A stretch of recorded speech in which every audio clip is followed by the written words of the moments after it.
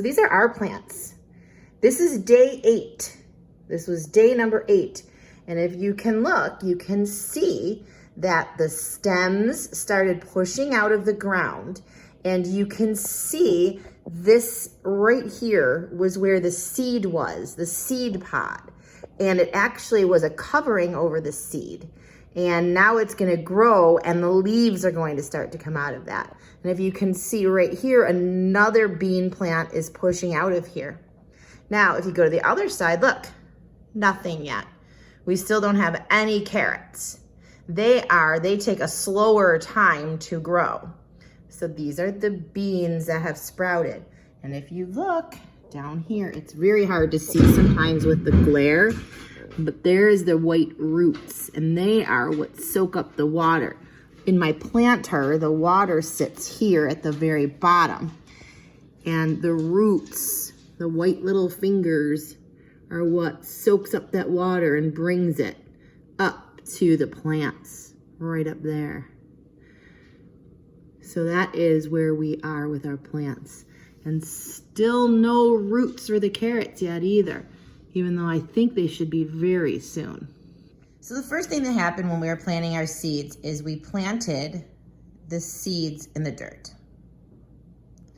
And I showed you how we did that the other day. And then from the seeds grew the roots. And the roots grew down, not up, because the job of the roots is to suck up the water from the ground like a straw to keep the plant healthy.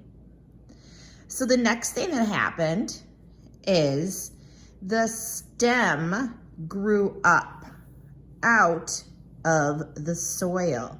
So the stem started to grow up. And the next thing that started to happen, and we're not there yet with our plants, but it's going to happen, is you're going to start seeing green leaves come off of the stem. And the leaves have a very important job. The leaves' job is to take up the sunlight, to absorb it. Miss Erin talked about absorbing, to take it in, to grab it, because the plant needs sunshine to live. That is the only way that a plant can live. It needs water and it needs sunlight. And the plant is kind of like magic because it takes that sunlight and makes it into food. So it's a pretty cool process that happens. And the next thing that happens in our plant, now we planted beans, and beans and carrots are different. But even the bean plant will then get a flower. So if this was a flower, the next thing that would happen is the bud would form and the flower would come out of the bud. And we would have the flower. But like I said, we planted beans, so there'd be little flowers, and then the bees would come and pollinate the flowers, and we would get beans if we were doing it outside. So we start with roots. We start with seeds, and then the roots come, and then the stem, and then the leaves, and then a flower.